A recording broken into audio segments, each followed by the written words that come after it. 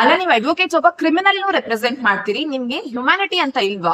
ಆ ವ್ಯಕ್ತಿ ರೇಪ್ ಮಾಡಿದಾನೆ, ಮರ್ಡರ್ ಮಾಡಿದಾನೆ ಅಂತ ಇಡೀ ಇಂಡಿಯಾಗೆ ಗೊತ್ತು, ಯಾವುದೇ ಡೌಟ್ ಇಲ್ಲ. ಅಂಡ್ ಇಡೀ ಇಂಡಿಯಾ ಪ್ರೊಟೆಸ್ಟ್ ಮಾಡ್ತಿದೆ. ಬಟ್ ನೀವು ಅಡ್ವೊಕೇಟ್ ಅವನನ್ನ ರೆಪ್ರೆಸೆಂಟ್ ಮಾಡ್ತೀರಿ, ಅವನ ಪರವಾಗಿ ವಾದಾನು ಮಾಡ್ತೀರಿ. ನಿಮ್ಗೂ ಇದೇ ರೀತಿ ಡೌಟ್ ಇದ್ರೆ ಒಂದ್ ಮಾತು ಕೇಳಿ, ಅಕ್ಯೂಸ್ ನ ಒಬ್ಬ ಅಡ್ವೊಕೇಟ್ ರೆಪ್ರೆಸೆಂಟ್ ಮಾಡ್ತಿರೋದು ಅವನಿಗೆ ಶಿಕ್ಷೆ ಆಗ್ಲಿ ಅಂತಾನೆ. ಯಾಕಂದ್ರೆ ಯಾವುದೇ ಅಡ್ವೊಕೇಟ್ ಅವನನ್ನ ರೆಪ್ರೆಸೆಂಟ್ ಮಾಡಿಲ್ಲ ಅಂತಂದ್ರೆ ಈ ಕೇಸ್ ಇನ್ನು ವರ್ಷಾನ್ಗಟ್ಲೆ ಹೋಗುತ್ತೆ. ಆ ಅಕ್ಯೂಸ್ಡ್ ಈ ಕ್ರೈಮ್ ಅನ್ನ ಮಾಡಿದಾನೆ ಅಂತ ಎಸ್ಟಾಬ್ಲಿಷ್ ಮಾಡೋದಕ್ಕೆ ಸಿಬಿಐ ನಾರ್ಕೋ ಅನಾಲಿಸಿಸ್ ಟೆಸ್ಟ್ ಅನ್ನ ಮಾಡ್ಬೇಕಿತ್ತು. ಅಂಡ್ ಯಾವುದೇ ಅಡ್ವೊಕೇಟ್ ರಿಪ್ರೆಸೆಂಟೇಷನ್ ಇಲ್ಲದೆ ಆ ಟೆಸ್ಟ್ ಮಾಡೋದು ಡಿಲೇ ಆಗ್ತಿತ್ತು. ಅಂಡ್ ಅದನ್ನ ನಾವು ಎಸ್ಟಾಬ್ಲಿಷ್ ಮಾಡ್ಲಿಲ್ಲ ಅಂತಂದ್ರೆ ಅವನೇ ಈ ಅಪರಾಧ ಮಾಡಿರೋದು ಅಂತ ಎಸ್ಟಾಬ್ಲಿಷ್ ಮಾಡೋದಕ್ಕೆ ಕಷ್ಟ ಆಗುತ್ತೆ. ಅಂಡ್ ನಮ್ ದೇಶದ ಲೀಗಲ್ ಸಿಸ್ಟಮ್ ಇದನ್ನ ಫಾಲೋ ಮಾಡ್ತಿರೋದು as a civilised nation. And ಯಾವುದೇ ಸಬ್ಸ್ಟಾನ್ಷಿಯಲ್ ಎವಿಡೆನ್ಸ್ ಇಲ್ಲದೆ ಬರೀ ಪಬ್ಲಿಕ್ ಔಟ್ರೀಚ್, ಪಬ್ಲಿಕ್ ಸೆಂಟಿಮೆಂಟ್ ಮೇಲೆ ನಾವೊಂದು ಜಡ್ಜ್ಮೆಂಟ್ ಅನ್ನ ಕೊಡೋದಕ್ಕೆ ಆಗೋದಿಲ್ಲ. ಅಂಡ್ ಒಬ್ಬ ಅಡ್ವೊಕೇಟ್ ಅನ್ನ ಲೀಗಲ್ ಡ್ಯೂಟಿಯನ್ನ ಪರ್ಫಾರ್ಮ್ ಮಾಡ್ತಿದ್ದಾನೆ ಅಂತಂದ್ರೆ ಅವರಿಗೆ ಹ್ಯುಮ್ಯಾನಿಟಿ ಇಲ್ಲ ಅಂತ ಅಲ್ಲ. ನೀವ್ ಅನ್ಕೊಂಡಿದ್ ರೀತಿನೇ ಈ ಕೇಸಲ್ಲೂ ಇನಿಷಿಯಲಿ ಅಕ್ಯೂಸ್ ನ ರೆಪ್ರೆಸೆಂಟ್ ಮಾಡೋದಕ್ಕೆ ಯಾವುದೇ ಅಡ್ವೊಕೇಟ್